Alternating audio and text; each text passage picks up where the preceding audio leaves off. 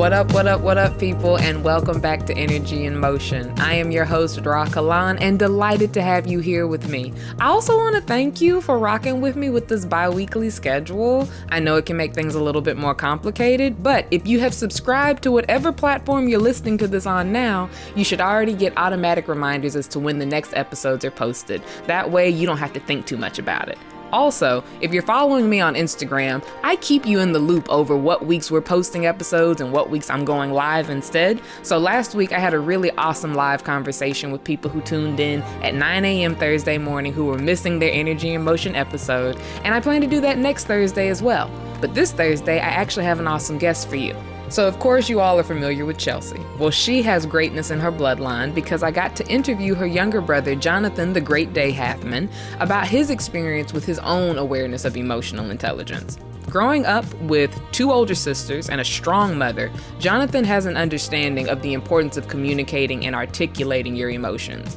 Now, he also understands that as a man, as a young black man, not everyone's always going to give him space or time to do that. And that's why I was excited to talk to him about what it's been like not only learning himself, but trying to teach other people about who he is in a society that does not care about how men feel because they assume men don't feel. If there is a man in your life that you want to liberate from toxic masculinity, or even better, if there's a woman in your life who swears by toxic masculinity and subscribes to those types of stereotypes, please make sure you send in this episode. Really, send this episode to anyone you'd like who would appreciate authentic conversation about our emotional intelligence, especially coming from a young man's point of view.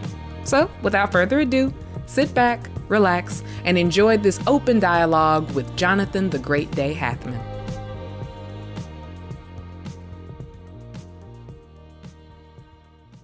Okay, y'all. So, in full transparency, me and Jonathan, in practicing social distancing, and also the fact that Jonathan lives in Austin, did this conversation over a Zoom call.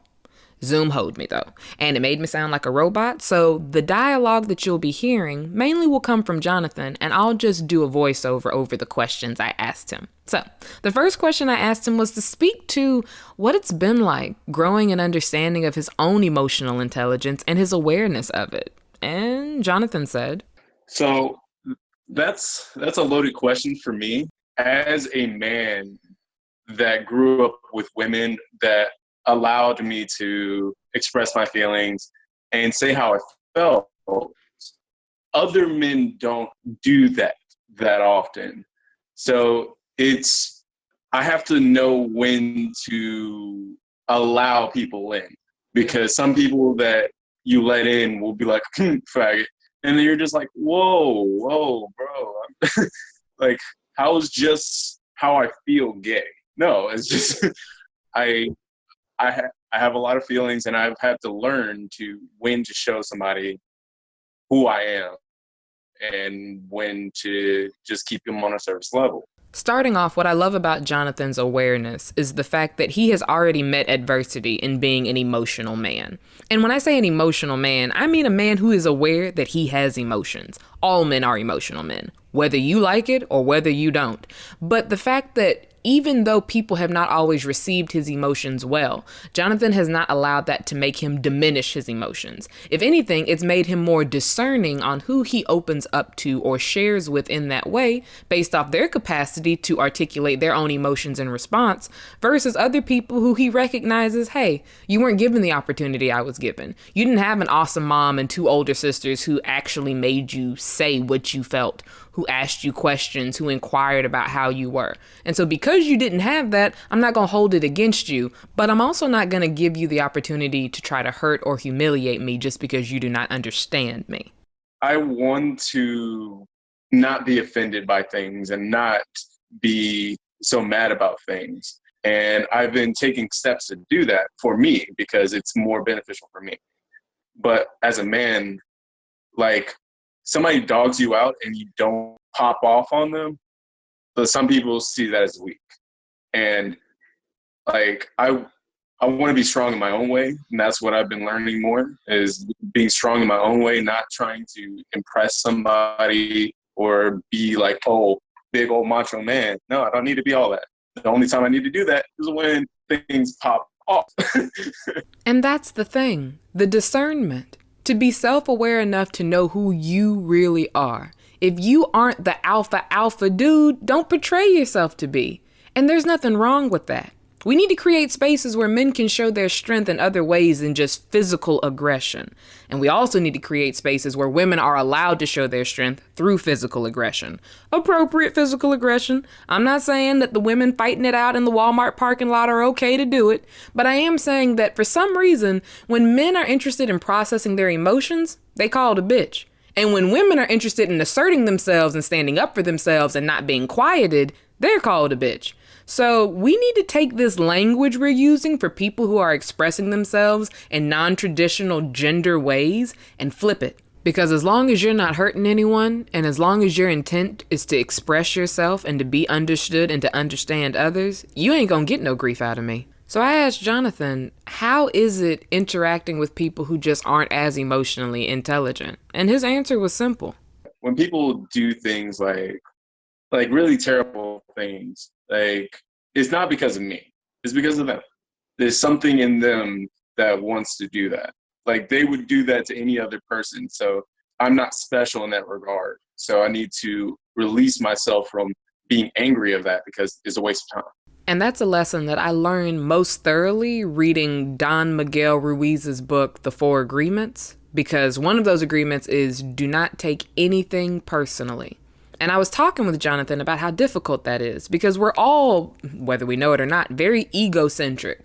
We think that the world revolves around us, and our world does. However, when we are sharing or merging worlds with other people, their response to us is not always because of how awesome or how terrible we are. It's often much more about how they feel about themselves, what's happened in their day so far, and what they're concerned about that's coming up for them. And we just happen to intersect and think, well, dang, they were really rude today. But we don't know what they just came from, and we don't know what they're walking towards. So Jonathan's point of view over it's kind of a waste of time to take it personal is real chill. And it's kind of ideal, too.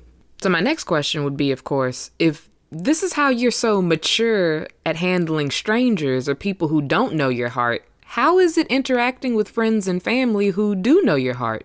Anybody that's my friend or family, I give you gold. I try to give you as much gold as possible. I give you pearls.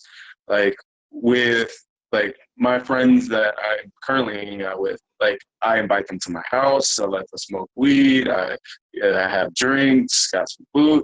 Like, I take care of them, like, when they're here. And sometimes I feel like why am I not getting some of that back? And it's like, I need to stop thinking of that as a transaction. Like, I give you my pearls and gold, I expect pearls and gold back. It's just, I need to know what level of friend to put you on. I think determining what level of friendship certain people in our lives get to be on is something I learned to do when I was in middle school, high school, and especially working with a lot of girls in their adolescent years. It seems to be a hard lesson for men and for women. How much can you disclose to certain people? How open and worthy are they of what you are willing to share with them? How mature are they? And so being able to determine that without resenting people for what you do realize the level that they need to be at is a key element to growing up with emotional intelligence. Nobody can fix anything they don't have the tools to. And that's exactly what I'm talking about. No one can fix something that they don't have the tools to. So if you didn't grow up being taught how to articulate your feelings or even how to process them, how are you expected to do that as an adult? I encounter so many adults who have so many soft skills that they technically could have learned in childhood, who are humble enough to ask how to learn them now. So it's never too late to learn how to best present yourself when you realize, I don't have the language I need. I don't have the guidance I need on how to express myself the way I see and feel myself. We as people really do have to become open to asking for help with things we don't understand how to do, no matter what age we're at. And the group of people who I see shamed so often for asking for help, especially emotional help, are Black men. Whether young or old, there aren't spaces for them to share how they feel. Not openly, not safely, not without severe judgment. And so that made me want to ask Jonathan, okay, so you're aware of yourself and your emotions, But how do you feel the rest of society is telling you as a black man you're supposed to portray yourself? As a black man, I feel like I'm supposed to be more tough, like more like macho, and that's just you know me, and that ain't me. I'm not macho. Like, yeah, no machismo here. Like, straight up goofball. I feel like 10% of the guys for like are representing the entirety of men, like the big machismo, like jock, idiot, like asshole. That's the guy that's sleeping with all the girls, treating them like shit, and then we get placed under that whole entire blanket. And I'm a good-looking guy, and a lot of girls think I'm a player because I'm a good-looking guy, and I'm not. I've never cheated on a single girlfriend. I've never even thought about it. It's not even in my vocabulary. But we are put into that box of this emotional state of we are supposed to be big, bad, dominant guys, but girls say they don't like that. But then that's all that I see that people are dating. Yeah, I think a lot of women say they don't want the big, bad, dominant guy because we live in a day and age now where women are taking back their power and women are pressuring other women to see it that way too. So no, it's not cool anymore to go after the big, bad, dominant, mysterious guy who's just gonna drive off into the sunset without you. No one is subscribing to dating assholes publicly. However, most of us still enjoy a little bit of asshole behind the scenes. And not for the sake of being mean, but there's something about a person who can assert themselves. I don't need an aggressor, but I do like an assertive person, no matter what gender they are. And then also at the same time, I think our appreciation, both men and women, for the stereotypes of body type that we push out there to the world has something to do with our cave woman, caveman day instincts over large hips, small waist, perky breasts meant that she was fertile. She could have beautiful children for you. And broad shoulders, strong jaw lines, tall, big men meant he could protect. He could fight off the saber-toothed tigers. He could bring home lots of meat. Sure, he'll club you over the head once or twice a week and drag you back to the cave against your will. But that's okay. That's the price of safety. But we don't live in that time anymore. So while women are taking back their power, and we are becoming aware that we deserve to be treated like we have thoughts and opinions and feelings, men also need to be treated as though they have thoughts, opinions, and feelings. And I know women. We have been listening to the opinions and the thoughts of men for years, so we're a little tired now when it comes time for them to actually articulate their feelings. But can we hold out a little bit longer? Because that's the kind of unity I think both genders need. We need to come together and talk. The difference is men have not been given the language to use to articulate how they feel. Everyone is capable of learning. Not all of us were given the opportunity to. Not even some women in their households were given the opportunity to learn how to articulate and process how they feel. So before we sit down to try to have a healing conversation between the genders, I think women have to honestly ask themselves, am I patient enough to not only give you the language, but then to have the conversation with you? And men have to ask themselves, I know that I have chosen to opt out of feelings for a while, but it was because I didn't know I had the right to opt in. Now that I know I have the right to opt in, how can I go about learning the skills so that I can represent myself the way I want to in this space? When just talking about in a world view of like trying to express my art and stuff like that, half of the time I like with a lot of people, I feel like I'm misconstrued or their lens messes up my heart, messes up the light I'm sending to them. I'm sending them a golden light, but then they put up a red lens and then it's just Insidious 2 or something like that. Just like, and I'm like, bro, like I'm shooting love. Like, why am I getting this back? So like, again, it goes back to knowing who to show and who not to show. What level can I bring you to and what level should I believe you? And it really sucks because like my mom tells me this thing of don't lose your kindness. Don't lose your kindness. And like my kindness is what usually gets me into a lot of situations I don't like. And this, honestly, is why I wanted to put out an episode about men and their emotional intelligence. Because I know it has to get exhausting trying to hold on to kindness that people don't seem to always appreciate. And I know there are so many different traits in women, too, that we are frustrated at having to hold on to, even though it's not appreciated. But the thing is we are only charged to be ourselves. The rest of the world might be telling us you're supposed to be this, you're supposed to be that. But on a personal level, with our own relationship with ourselves, we are only meant to be what we are. And as soon as we become aware of what that is, we can a lot more confidently move towards that.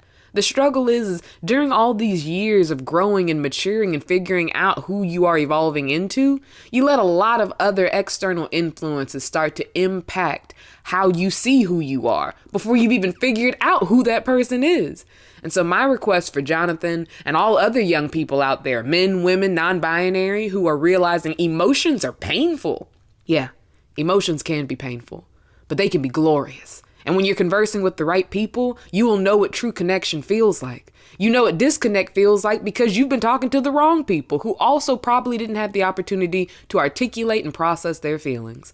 But now that I hope you hear an episode like this or have a conversation with another kind person in the world, I hope you feel entitled to being yourself.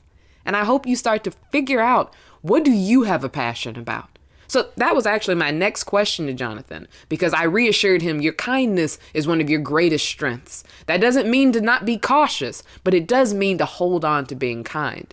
And so if we take it a direction of what does that bring you to having a passion for, Jonathan revealed something very, very vulnerable and something very, very real that so many people are going through. Let me show you. One thing I've learned about myself that I'm really trying to learn around more than I'm trying to tackle a problem, because I think it's something so deep rooted. It's going to take me years to figure out, which is I have no passion.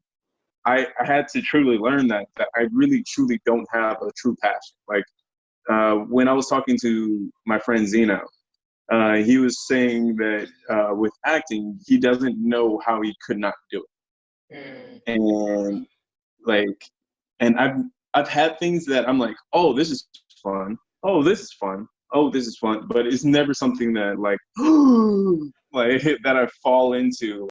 The only thing that I have to do is play video games, but I don't see a path for me in video games. Like, I mean, I see it in making video games. I love creating ideas for video games. So I might go down that, but I don't have like I got to learn about this. I got to do this, figure this out, blah, blah, blah. Yeah. So I'm really trying to learn what are the emotional attachments that are keeping me from progressing, actually having a drive to figure out my passion. That's been hard for me. And that's also kind of why my last relationship ended, upon other things. She saw that I didn't have any drive. And I don't know how to find it. So how many people right now, especially in the midst of quarantining, have sat and thought, I really don't know what I'm supposed to be doing with myself. And I don't know how to find it. And there's nothing more intimidating than now having time on your hands and still not knowing how to find it. And I want you to give yourself a break for that. Because just as Jonathan is speaking to, hey, there are things that I like to do, but there's nothing I have to do. Use that as an incentive, as an opportunity, that there's no pressure on you. There ain't nowhere you got to be doing anything. You could be doing anything right now. And as you do those anythings on a moment by moment basis, it might just so happen that you come across doing one thing that you decide to do again the next day. And again the next day, because it felt good to do those other days. And it just feels better to keep doing it than to stop. And then you might look up and decide, if we're all supposed to have a passion, this might be mine. There are still countless people who have not discovered their passion, who are still living amazing, beautiful, fabulous lives. And yeah, passion does kind of give us direction. But if nothing else right now, in not knowing what our world is about to turn into, you need to know what brings you joy on a moment-to-moment basis. Not what is the end goal going to be from playing these video games, but what do I love most about them? That might be the very idea that helps you create your own video game that does make you bank someday. And if it doesn't, at least you spent the day doing something you like. If there was no limitations on what I could do, which is technically true, be a philanthropist, which is going and having a whole bunch of different businesses, pretty much being a person that was, oh, I have an idea for this. You guys go ahead and do this for me. And like with that experiment, I'm figuring out that I like to switch a lot. I like to move a lot. I like to move and shake. So, and one thing I've learned is that even in your small movements, your small actions, it tells you what you do in your big actions. Now, I know Zoom was acting funny back there. What that man said is, in your small actions, that's what tells you what you do in your big actions. So this experiment that he's talking about is brainstorming, visualizing if he could do anything, what would he do? And it sounds like Jonathan is an ideas guy. I mean, obviously a jack of all trades and maybe a master of none quite yet, but he has a heart to give. He wants to be able to use his creativity and put it forth to help inspire other people to create things that matter to them. So if that's the case, how can we inspire this young man without discouraging him? Just because you haven't found your passion yet doesn't mean you won't. And if he's decided he's okay not finding a passion, what could he do that blesses himself and others right now? There's one thing I wanted to ask you, which is, for you, what do you feel a man truly is? Like, what things would you say are like make a man? Now, Jonathan dropped this big old question on me at the very end of our conversation, and so I'm going to answer it at the very end of this episode. Now, of course, Zoom messed up and made me sound like a robot, so you won't get to hear my original answer, but I can recreate it to sound a little something like this.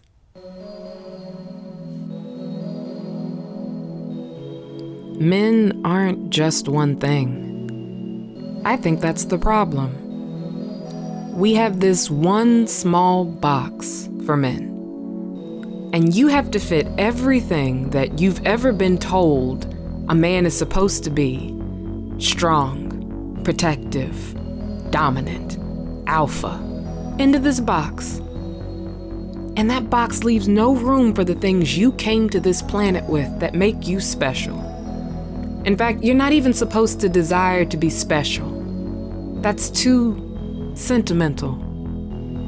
What I think a man is all the things that I think a woman ought to be too. Kind, mindful, patient, compassionate, strategic, knowing when to be firm and when to be gentle, communicative, celebratory, filled with self-love and appreciation, strong in their own way. Because they know better than anyone their value. And because of recognizing their own, they can recognize other people's. That's what I see men as. Now, I absolutely am frustrated that Jonathan doesn't get to give his own parting words because of the quality of the connection of that Zoom call. However, I want to thank him so deeply for coming on this show during the month of April when we're celebrating men and their awareness of themselves and their emotions, and for dropping hot knowledge. He has so much to learn, but he has learned so much already, and I'm so excited for where he's headed. He is doing it. Also, in the future, be on the lookout because this brother has a podcast and it is called Shout Out and Shut Ups, and it should be coming to a podcast platform near you very, very soon. So thank you, Jonathan. Thank you so much. Thank you all for tuning in. I hope you shared this episode with someone who could appreciate hearing the insights of a young man who has nothing to lose and everything to gain in being himself. So, as always, Energy in Motion family, you get to feel whatever you may feel, and you will always deserve to heal. Peace.